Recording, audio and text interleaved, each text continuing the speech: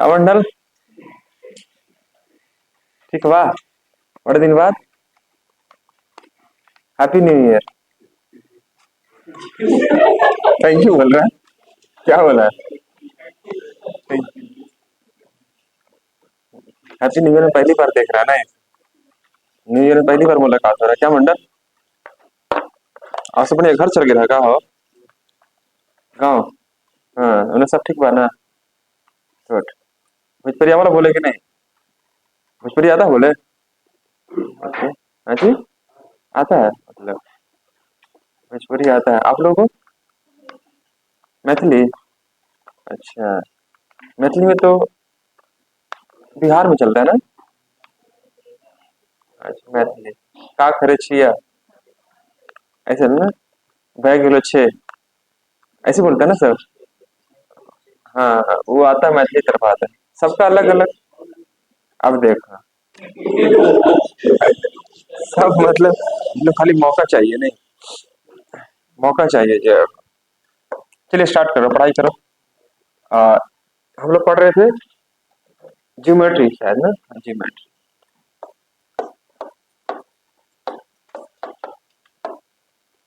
Geometry. इसमें हम लोग क्या पढ़ने वाले हैं आज। राहुल क्या बात है पूरा अपडेट है नहीं। सिमिलर और कॉन्ग्रुएंस लगा दे हेडिंग भाई पिछले दिन यही बोला था। Similar and congruence. जल्दीबाजी में नहीं ना खत्म करना आप लोग को ऐसा कोई हड़बड़ी नहीं ना है। कोई बात नहीं। सिमिलर एंड कॉन्ग्रुएंस ट्रायंगल है ना। ट्रायंगल इसको बोलते हैं समरूप। समरूप एवं सर्वांगसम। सर्वांगसम। समरूप एवं सर्वांगसम। ये दो त्रिभुज आपको इस प्रकार से पढ़ना आपको। समरूप के बारे में और सर्वांगसम के बारे में यानी सिमिलर एंड कॉन्ग्रुएंस ट्रायंगल। तो पहले हम लोग बात करते हैं कॉन्ग्रुएंस पर फिर आएंगे आपको सिमिलर पर। देखो कॉन्ग्रुएंस और एक है आपका सिमिलर इसके बारे में थोड़ा समझते हैं।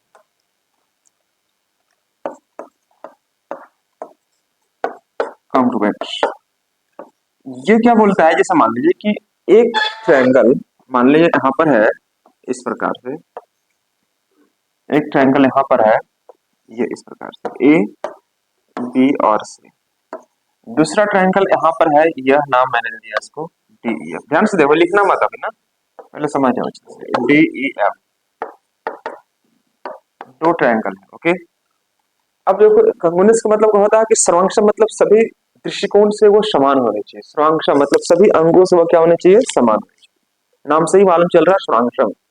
कॉन्ग्रुएंस मतलब यह कहने मतलब हुआ कि इस ट्रायंगल को अगर आप उठाते हैं और यहाँ पर शिफ्ट करते हैं तो पूरी तरह से वो कवर कर ले। चाहे वो एंगल के माध्यम से चाहे वो साइड के माध्यम से चाहे वो एरिया के माध्यम से। मैंने इसको यहाँ से कॉपी किया और यहाँ पेस्ट कर दिया तो इसको पूरा का पूरा कवर कर लीजिए। तो उसे हम क्या कहेंगे कॉन्ग्रुएंस। मतलब हर एक दृष्टिकोण से बराबर होने चाहिए। चाहे साइड के दृष्टिकोण से है ना या हम कह सकते हैं आपका कोण के दृष्टिकोण से। सभी एंगल से अगर वो बराबर होगा सभी पॉइंट ऑफ व्यू से अगर बराबर होगा तो मैं कह सकता हूं कि वह आपका कॉन्ग्रुएंस ट्रायंगल है। इन दोनों के बीच कोई अंतर नहीं होना चाहिए। इसको उठाओ और इसको पेस्ट कर दो यहाँ पर तो पूरी का पूरी कवर कर ले। अब देखो यहाँ पर कॉन्ग्रुएंस ट्रायंगल का जो सिंबल होता है नीचे देना है इक्वल टू ओके। और यहाँ पर सिंबल देना है इस प्रकार से। तो यह हुआ कॉन्ग्रुएंस का सिंबल। ये हुआ हमारा कॉन्ग्रुएंस का सिंबल। दो आपका नीचे इक्वल टू रहेगा। इक्वल टू के ऊपर में आपका ये सिंबल अगर देते हैं तो इसका मतलब क्या होता है कॉन्ग्रुएंस दोनों ट्रायंगल है। या आपको बोल देगा कि ट्रायंगल ए बी सी और ये सिंबल दिया रहेगा डी ई एफ। तो इसका मतलब क्या समझना कि ये दोनों ही ट्रायंगल एक दूसरे के लिए क्या है इक्वल है बराबर। यह समरूपता का यह सॉरी सर्वांगक्षमता का यह प्रतीक है। सर्वांगक्षम ओके। तो इस प्रकार से सर्वांगक्षम ये आपने देखा। अब रही बात सिमिलर के लिए देखो क्लास स्टार्ट हो गया है ओके। देखो सिमिलर के लिए देखिएगा। अगर हम बात करते हैं सिमिलर के लिए तो सिमिलर के लिए हम लोग यहाँ पर ये समझते हैं मान लीजिए मैंने एक ट्रायंगल को यहाँ से उठाया इस ट्रायंगल को यह ए बी सी ठीक है बाबू। और एक ट्रायंगल कुछ के साथ छोटा सा मैंने बना दिया डी ई एफ।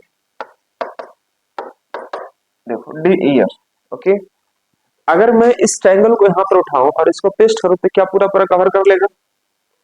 बोलो है ना, कवर कर लेगा? नहीं कवर कर लेगा। लेकिन दोनों ट्रायंगल के जैसा दिख रहा है कि नहीं दिख रहा है? ट्रायंगल के टाइप दिख रहा है कि नहीं? दोनों ही दोनों ट्रायंगल है। लेकिन आप इसको अगर कॉपी करके या इसको हाथ से उठाकर यहाँ पेस्ट करेंगे तो ये इसको कवर नहीं कर पाए। बस मेरी बात को, तो इसे हम क्या कहेंगे? Similar triangle. और सिमिलर का प्रतीक क्या होता है? सिर्फ ये वाला सिंबल। इक्वल टू के जो ऊपर वाला जो सिंबल था वो आपका सिर्फ सिमिलर का सिंबल होता है। अगर आपको दिया रहेगा कि ए बी सी और ये सिंबल दिया रहेगा डी ई एफ, या मतलब समझना क्या? सिमिलर है। सिमिलर का मतलब क्या हुआ कि एक दूसरे के जैसे देखना। जैसे आप कभी कभी देखते हैं जुड़वा भाई बहन या जुड़वा बहन लोग को देखते हो तो कंफ्यूज कर जाओगे कि यार कौन बड़ी है और कौन छोटी है। एकदम अभी शायद कोई कपिल शर्मा वाला शो में देखो ना, चिंकी मिंकी कुछ आती है, आपने भी देखा होगा। तो कंफ्यूज कर जाएंगे कि ये दोनों एक कौन बड़ी है कौन छोटी है। तो क्या सिमिलर हो गया? सिमिलर में समझ मेरी बात को। तो हम लोग एक जैसा के दिखने जैसे बोलते हैं, बहुत सारा आप फोटो को भी देखिएगा। जैसे आप क्रिकेट मैच देखते होंगे, कभी कभी विराट कोहली का भी सेकेंड हैंड मिलेगा, सेकेंड हैंड कॉपी मिलता है, नहीं मिलता है? बोलो, उसका चेहरा मैच करता है, लगता है कि वो विराट कोहली, सब उसके साथ फैन के रूप में फोटो खिंचाता है। तो विराट कोहली है नहीं, लेकिन उसके जैसा दिख रहा है।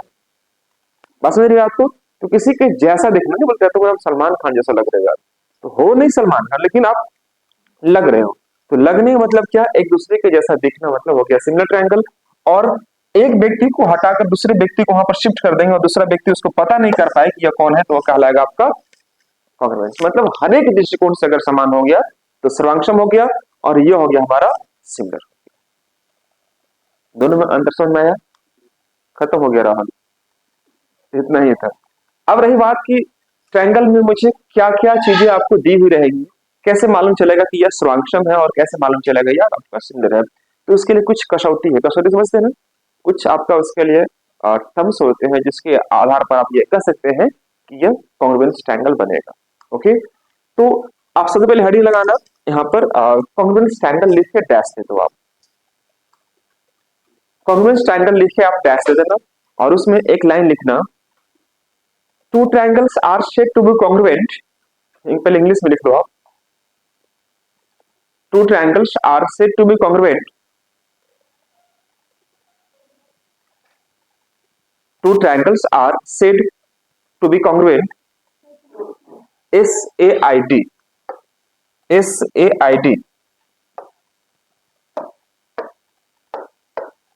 Two triangles are said to be congruent if both are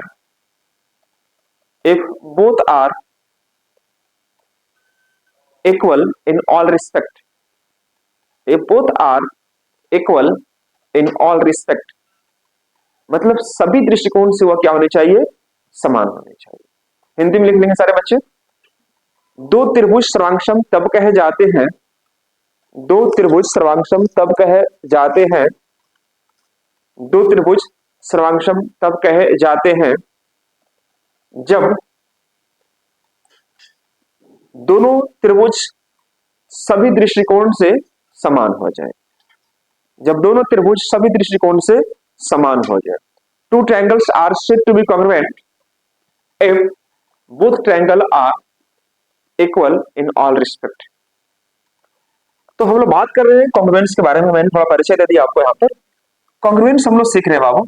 और कॉन्ग्रुएंस मैंने बताया आपको क्या कि दो त्रिभुज कॉन्ग्रुएंस तब हो सकते हैं जब वे एक दूसरे के समान हो जाए सभी दृष्टिकोण से। तो इससे कुछ दृष्टिकोण है जिसमें आप पहला लिखेंगे, जिसमें फर्स्ट आपको लिखना है S S S, triple side, मतलब तीनों भुजाएं आपको बराबर हो जाए, भुजा भुजा भुजा से, तो आप इसे क्या कह सकते हैं? कॉन्ग्रुएंस कह सकते हैं। एस एस मतलब क्या कि अगर मान लीजिए यहाँ पर बाबू दो ट्रायंगल आप फॉर्म करते हो, ध्यान से लिखना बच्चे का, हड़बड़ा के मत लिखो, आराम सीखो। दो ट्रायंगल यहाँ बनाते हैं और यह इस प्रकार से आता है, डी ई और एफ, ये डी ई एफ है। ओके, अब यहाँ पर देखना ध्यान से कि अगर दो ट्रायंगल अगर कॉन्ग्रुएंस में यह कह रहा है दोस्तों, तो यहाँ पर आपको बोल रहा है एस एस एस, मतलब तीनों भुजा आपस में क्या होने चाहिए? बराबर होने चाहिए। मतलब ये भुजा इसके बराबर हो गया, यह भुजा इसके बराबर हो गया, और यह भुजा इसके बराबर हो गया। तो हम कह सकते हैं क्या कि ये ट्रायंगल दोनों क्या होंगे? Congruence triangle. इसका मतलब यह हुआ कि मैं यहाँ पर बोलना चाहिए मेरे को कि ए बी बराबर डीई है, और उसके बाद क्या है हमारा बीसी बराबर है ईएफ है, और नेक्स्ट हो गया हमारा एसी बराबर डीएफ। जब ये चीजें अगर आप कह देते हैं, जब यह बराबर हो जाता है, तो एस एस के माध्यम से हम इसे क्या कह सकते हैं, यह कॉन्ग्रुएंस ट्रायंगल होगा। तो कॉन्ग्रुएंस के लिए जो आप रूल लिखते हैं, आप यहाँ पर नोट कर ले सारे बच्चे कि triangle ABC congruence triangle DEF. बस ये बात 10th क्लास में आप सब बच्चे पढ़े हुआ है, सब चीजें 10th क्लास में आप सब बच्चे पढ़े हुए, बस आपको सिर्फ मैं रिकॉल कर रहा हूं आपको। तो ये दोनों ट्रायंगल क्या कहलाएगा हमारा, कॉन्ग्रुएंस। इसमें देखो रूल याद रखना, एस एस एस ये बराबर हो जाएगा, उसके बाद एस ए एस ये होगा, उसके बाद ए एस ए, ओके, और उसके बाद ए ए ए एस हो जाएगा, और अगला होगा आर एच एस। ये 5 रूल बनता है। 5 रूल से हम इसे क्या कह सकते हैं, तो मेरे भाइयों आप सुनना ध्यान से, इसके कॉन्ग्रुएंस कह सकते हैं। कॉन्ग्रुएंस होने का 5 दृष्टिकोण बताया गया ज्योमेट्री में। तो हम लोग ये देखिए फर्स्ट वाला कॉन्सेप्ट, ट्रिपल एस की माध्यम से कैसे याद रखोगे, ट्रिपल एस याद रहेगा, ट्रिपल एस के बाद नीचे आ जाओ सास, एस एस सास, अब सास से क्या रहेगा, आस असा, है ना, नीचे देखो आस लिखा होगा, आस असा, और एक है आपका आर एच एस। तो ये सब चीजें आप बस इसी को इधर उधर करना है, वो सास नहीं है वो साथ नहीं है अभी ना, एस एस ये दूसरा साथ है। तो आप इसे नोट कर ले सारे बच्चे, ये फर्स्ट हो गया हमारा। इसके बाद लिखिएगा सेकंड। सेकंड में हम लोग बात करेंगे, बस यहाँ पर रूल ही जरूरी है, क्योंकि एग्जाम में क्या दिया रहेगा मैं बताता हूँ आपको। जैसे मैं सुमिटा सकता बाबू फटाफट सेकंड में चल दे आपको हम लेकर।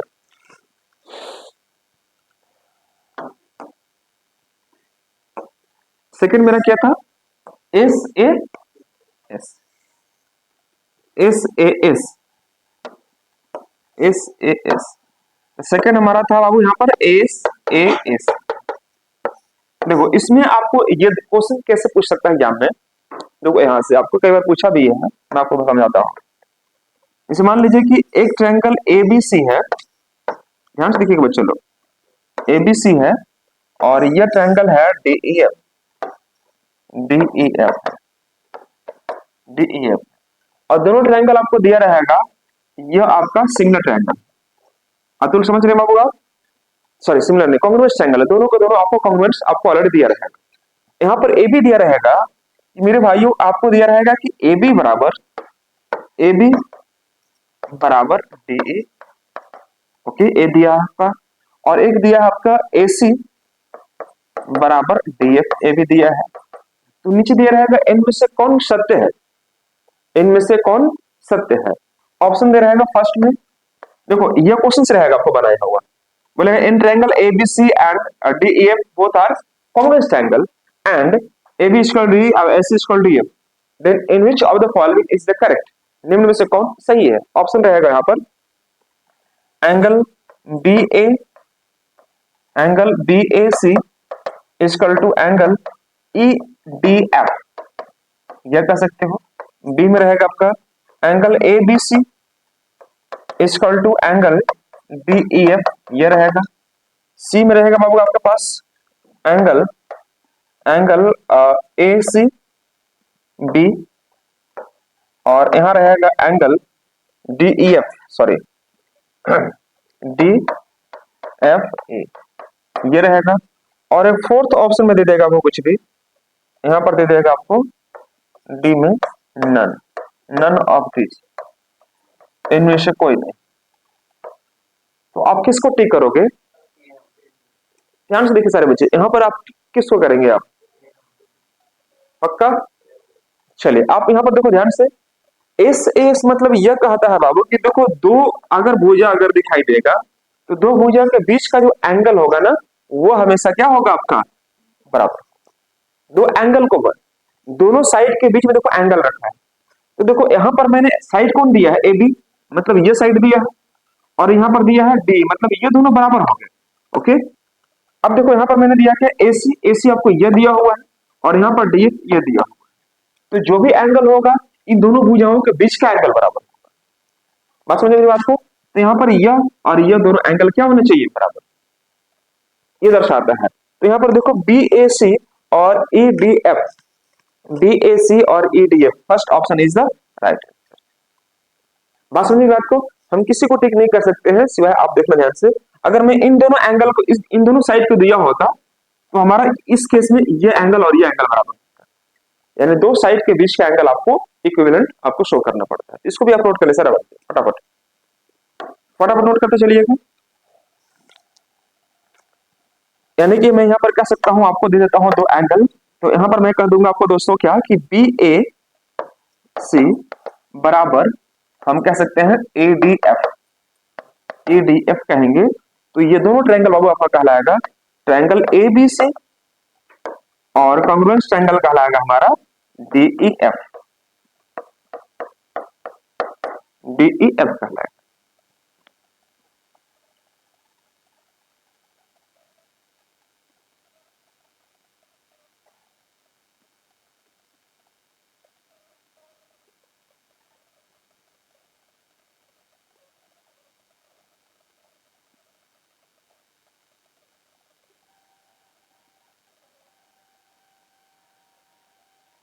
क्लियर?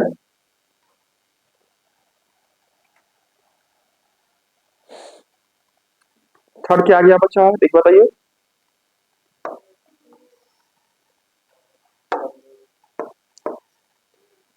ए एस ए, मतलब दो एंगल के बीच का आपको साइड लेना है, दो एंगल के बीच का क्या लेना होगा आपको, साइड लेना होगा। बस आपको इंडिकेट करते चलना फटाफट। तो दो एंगल के बीच का साइड हमें लेना है, मतलब एक ट्रायंगल यहां पर मैंने बना दिया ए बी सी और ये हो गया हमारा डी ई एफ, ये हो गया हमारा D E F, A B C और डी ई एफ हो गया। ओके, तो यहां पर देखने की बात को ध्यान से कि अगर मैं बात करता हूं एंगल एंगल, तो ये एंगल अगर मैं लेता हूं तो ये एंगल ले लेंगे, ये एंगल लेता हूं तो ये एंगल लेंगे, ये दोनों के दोनों एंगल आपको बराबर। तो इसके बीच का साइड कौन सा होगा, ये वाला, ये आपको बराबर करना दोनों के बीच का साइड। तो मैं दोस्तों यहां पर लेता हूं एंगल ए बी सी, समझ रहे शेखर, और यहां पर हो जाएगा आपका एंगल डी ई एफ, ये दोनों बराबर हो जाएगा। एंगल अगर मैं लेता हूं ए सी बी और यहां पर हो जाएगा एंगल डी एफ, ये बराबर हो जाएगा। और साथ ही साथ मैं यहां पर यह कह सकता हूं क्या कि इसके बीच का साइड, यानी मैं क्या लिख दूंगा दोस्तों, बी सी इक्वल टू हो जाएगा हमारा, ये बनेगा बी सी इक्वल टू होगा हमारा ये। तो दोस्तों इस प्रकार से हमारा जो आंसर आएगा 100% आपको इस प्रकार से काम करना होगा। तो मैं आपको रूल लिखवाते हुए आगे चल रहा हूँ, इस पर क्वेश्चन कैसे पूछेगा थोड़ा समय दीजिए, मैं आपको करवाता हूँ।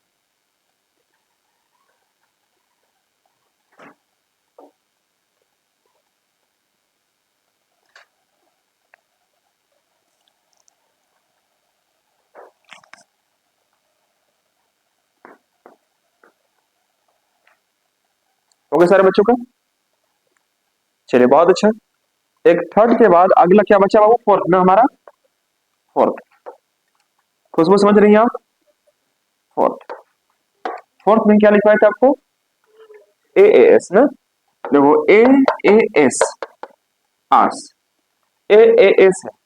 तो यहाँ पर बाबू हम मयंक से पूछना चाहेंगे, मान लो मयंक हम आपको एक ट्रायंगल आपको यहाँ देते हैं एबीसी, ठीक है मयंक, और यहाँ पर देते हैं हम डी ई एफ, एबीसी और ये लिया मैंने D E F, D E F, ये मैंने लिया डी ई एफ लिया। एक बात बताइए मैम, मैंने दो एंगल आपको बराबर कर दिया, मान लीजिए ये एंगल ये इसके बराबर है, ये एंगल ये इसके बराबर है, तो इसमें साइड कौन सा बराबर होगा, A B by, A B by, हम अगर कह दें A C equal to D F तो भी हो सकता है, वेरी गुड।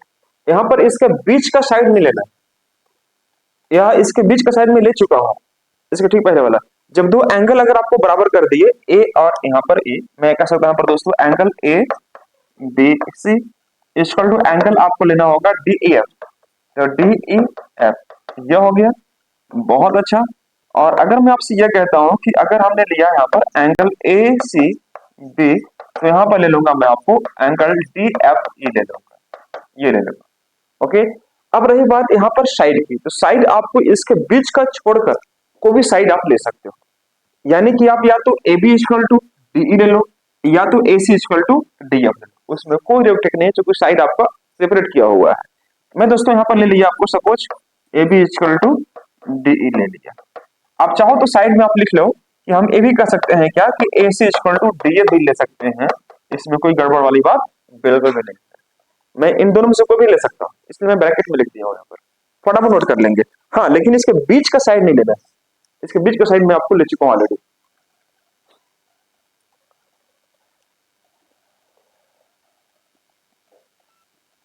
तो ए एस हो गया, और एक हो गया हमारा राइट हैंड साइड।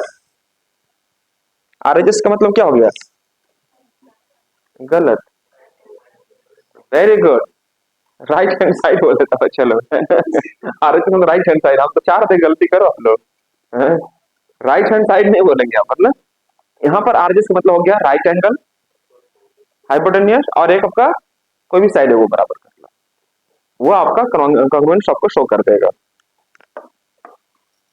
यहाँ पे लिख ली सर बच्चे, गुड, वेरी गुड। और अगला हमारा आ गया दोस्तों लास्ट ऑप्शन, जो कि हमारा है फिफ्थ, फिफ्थ है ना आपका।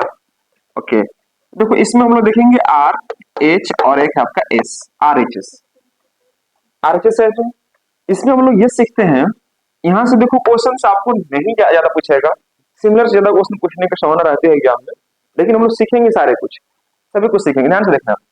मान लो अब हम यहाँ पर एक ट्रायंगल फॉर्म कर रहे हैं इस प्रकार से ए बी सी, और एक रहेगा आपका D E F, D E F, D E F, ये रहेगा, ध्यान से देखना सारे बच्चे, ए बी सी और एक आपका रहेगा डी ई एफ।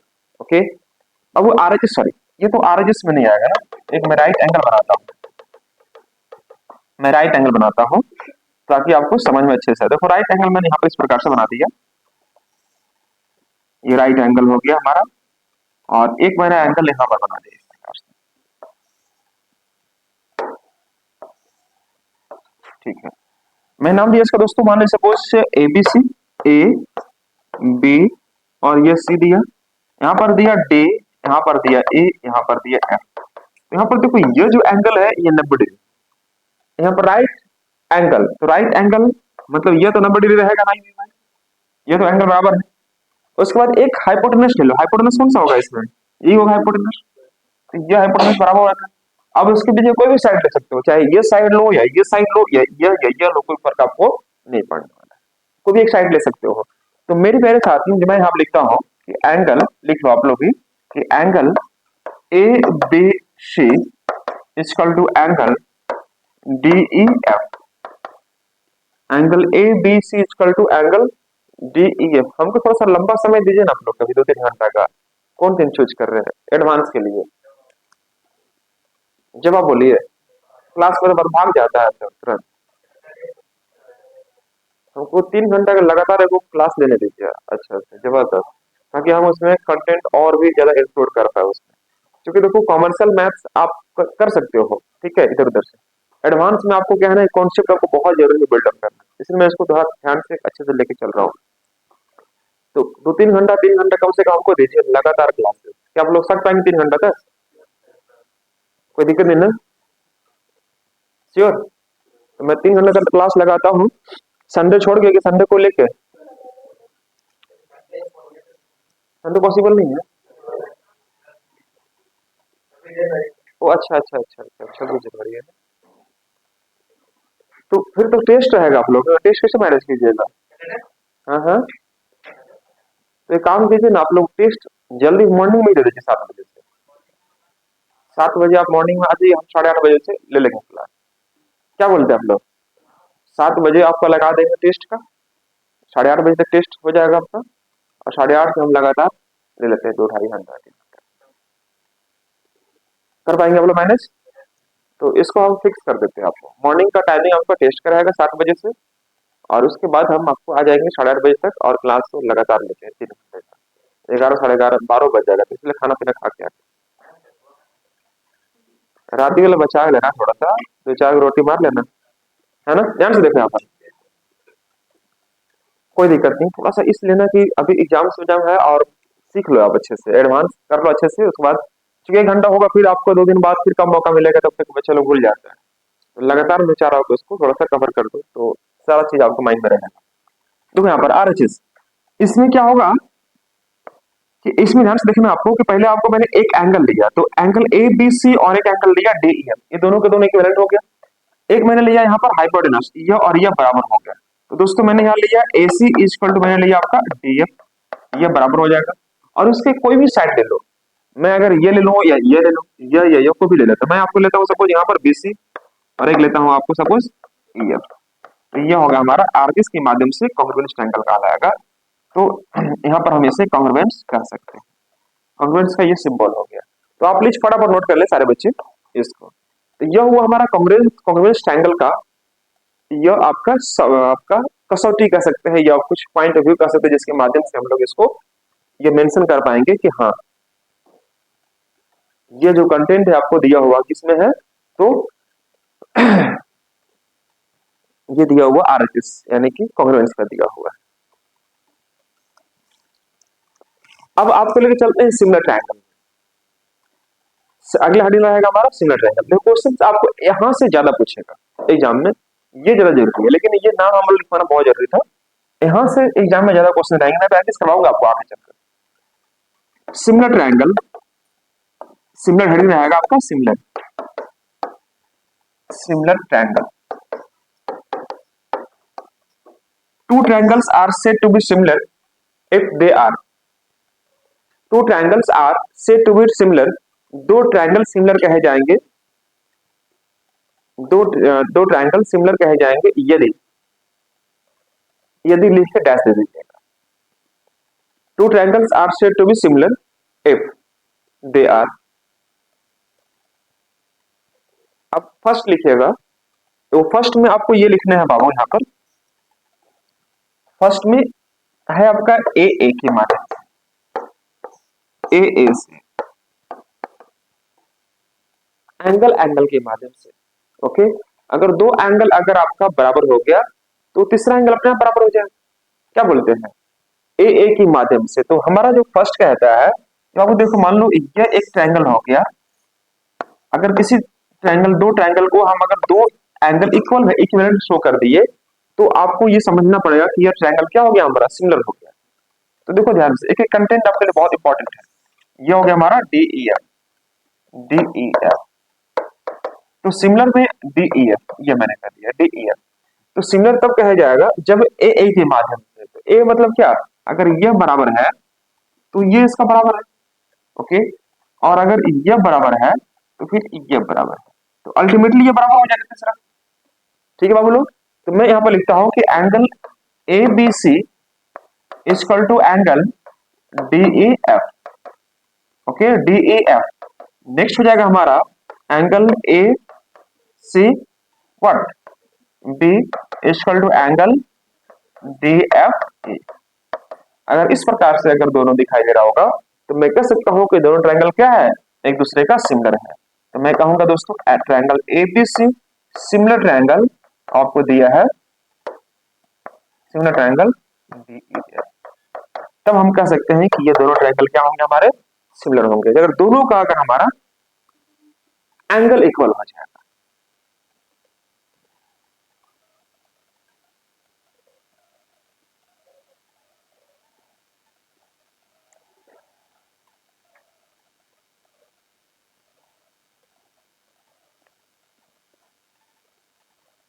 चलिए इसके बाद थोड़ा सा आगे बढ़ते हैं हम लोग। अंशिका समझ रही बाबू आप, गुड। देखिए इसका आता है आपका, नेक्स्ट में आता है आपका टू में, ये टू लिखिएगा। टू में हम लोग देखेंगे बाबू यहाँ पर इस क्या दर्शाता है, तो भुजाओं का जो अनुपात है वो अगर समान रेशियो में आ गया, तो आप कह सकते हैं क्या कि यह दोनों ट्रायंगल क्या हो जाएगा हमारा, सिमिलर हो जाएगा। भुजाओं का अनुपात नॉट बराबर नहीं होना चाहिए, भुजा बराबर का नहीं कह रहा, भुजाओं का जो अनुपात है वो क्या सिर्फ अनुपात समान हो गया, तो आप कह सकते हैं क्या कि दोनों ट्रायंगल क्या हो जाएगा हमारा, सिमिलर हो जाएगा। जैसे आप यहाँ पर लिख लो, इसमें मान लो बाबू हम यहाँ पर एक ट्रायंगल यहाँ पर लेते हैं ए बी सी, और ये लेते हैं हम लोग डी ई एफ,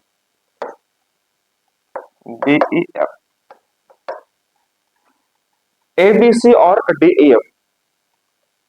अभी कुंभ मेला में एक बाबा बहुत प्रतीक हुए हैं, है ना, इतना महान महान बाबा लोग रह गए, है ना, आए दिन बाबा परिचित हो गए, है ना। सोशल मीडिया का कमाल देखिए कहाँ से कहाँ पहुंचाता है सब, इंटरव्यूअर लोग पहुंच जाओ उसके बाद। और कोई एक वो शायद माला बेचते हुए लड़की का जो फोटो वायरल हुआ है ना, तो चलो उसको काफी ठग कर दिया था।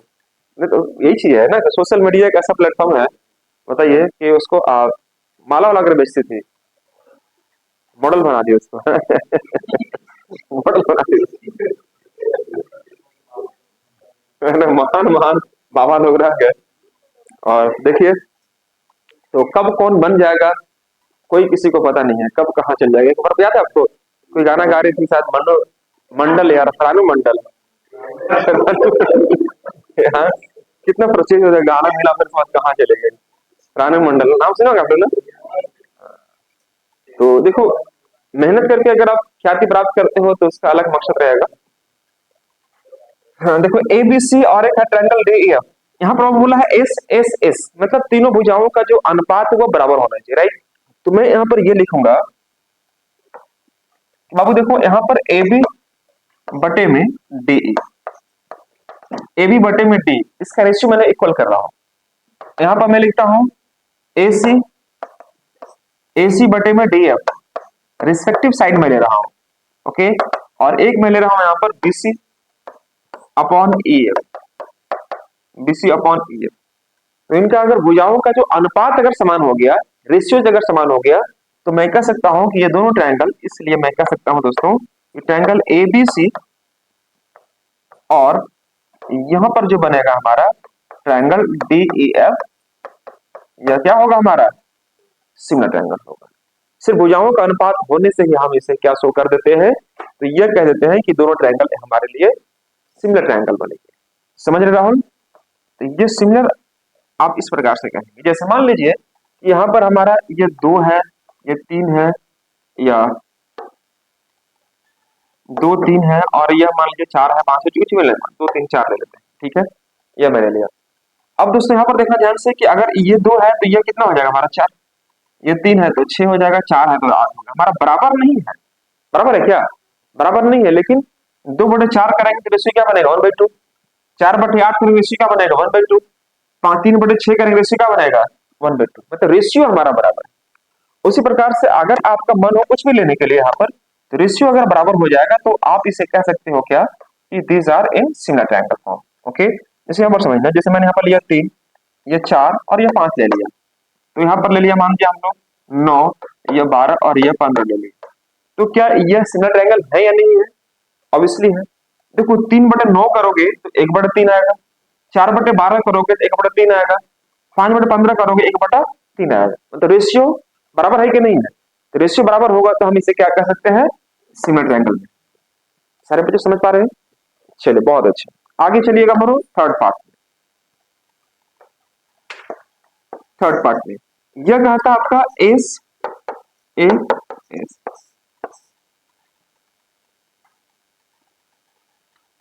दो भुजाओं का अनुपात और एक भुजा अगर एक एंगल बराबर हो गया, दो भुजाओं का अनुपात और उसका एक एंगल अगर बराबर हो गया तो हम इसे क्या कहेंगे, सिमिलर कहेंगे, ठीक है। तो आप यहां पर ले सकते हो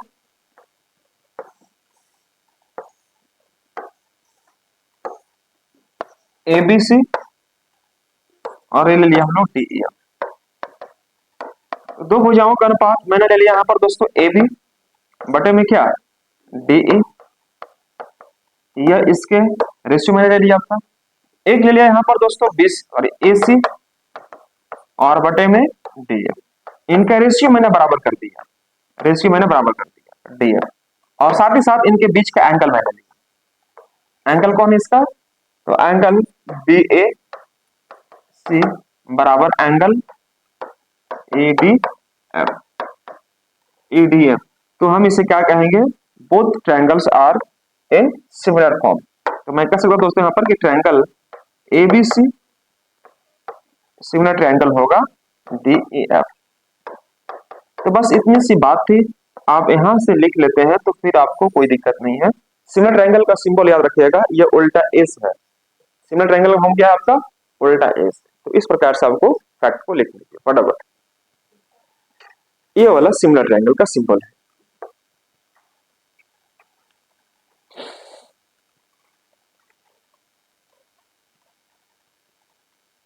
यहां तक किसी बच्चे को समझने में कोई जरा सा भी तकलीफ है क्या? आगे बढ़ जाऊं मैं? चलिए, बहुत अच्छा। अब देखो यहां से क्या फायदा होगा, जब हमने इतना सीख लिया तो देखो अब हम यहाँ पर लिखेंगे क्या कि अगर दो ट्रायंगलों को मैं सिमिलर प्रूफ कर दिया तो उससे क्या फायदा होगा। देखो नीचे, if two triangles are similar, if two triangles are similar, अगर दो ट्रायंगल अगर सिमिलर कह दिया हो, जैसे मान लीजिए यहां पर मैंने लिया आपको ए बी सी और ये लिया आपका डी ई एफ लिया। अगर दो ट्रायंगल हमें सिमिलर कह दिया हो, ये दोनों ट्रायंगल क्या है हमारा? सिमिलर है, ऑलरेडी ये मेंशन कर दिया है। तो इससे क्या फायदा होगा? तो ध्यान से सुनना सारे बच्चे यहां पर एक बार। यहां पर पेरीमीटर इसको मैंने P1 दिया हो, इसका पेरीमीटर को मैंने P1 कह दिया, इसका पेरीमीटर को मैंने P2 कह दिया, राइट। तो P1 अपॉन P2 मतलब इसका पेरीमीटर हमारा हो गया P1, इसका पेरीमीटर क्या हो गया हमारा? P2। ओके, तो पेरीमीटर का जो रेशियो होगा इनके संगत भुजाओं का रेशियो के समान होता है। मतलब क्या कि ए बी बटे बी में DE ले सकता हूं। समझे सारे बच्चे? अगर यहां पर हम लेते हैं सपोज BC, तो BC अगर लेंगे तो ये हमारा क्या होगा? BC अपॉन AF ले लेंगे, और साथ ही साथ हम यहां पर लेंगे क्या? AC upon DF। तो पेरीमीटर रेशियो होगा। अगर मैं यहां से दोस्तों सपोज यह हाइट अगर मैं ड्रॉ करता हूं, इसका नाम मैं H1 कह दूं, यहां पर मैं H2 कह दूं, ये H2 कह दूं, तो ये H1 अपॉन H2 भी होगा। ओके, अगर ये R1 अगर होगा यहां से नीचे तो R1 अपॉन R2 भी हो जाएगा। अगर ये मीडियन है तो मीडियन मतलब M1 अपॉन M2 भी हो जाएगा। मतलब सभी के सभी जो होंगे एक ही रेशियो में ये बनते हैं। तो प्लीज आप इसे भी फटाफट आप नोट कर लें। बाबू देखो यहां से हम लाइन ड्रॉ करेंगे तो यह आपका मान लीजिए यहां से स्मॉल आर होता है कि नहीं होता है? ये स्मॉल आर, तो यहाँ पर स्मॉल आर भी कह सकते हो, कैपिटल आर भी कह सकते हो इसको। सभी के सभी एक ही रेशियो में रहेगा, capital R1 by capital R2, है ना। और साथ ही साथ एक मैंने और ऐड कर दिया था M1 अपॉन M2, तो M1 upon M2 all these are in the same ratio, है ना। तो पूछेगा पेरीमीटर ज्ञात करो, तो पेरीमीटर का मतलब होता है परिमाप। तो परिमाप अगर पूछोगे आप तो सभी भुजाओं का जो रेशियो होगा वो समान होगा। और रही बात इसका हाइट का, इन रेडियस का, सर्कम रेडियस का, है ना, मीडियन का, तो सबके रेशियो की इक्विवेलेंट होता है पेरीमीटर।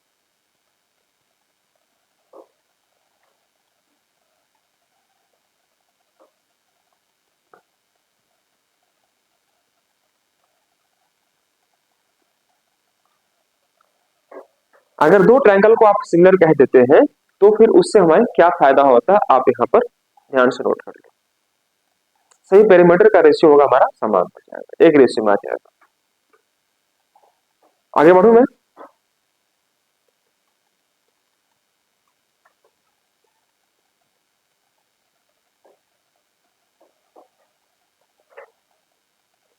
ठीक है,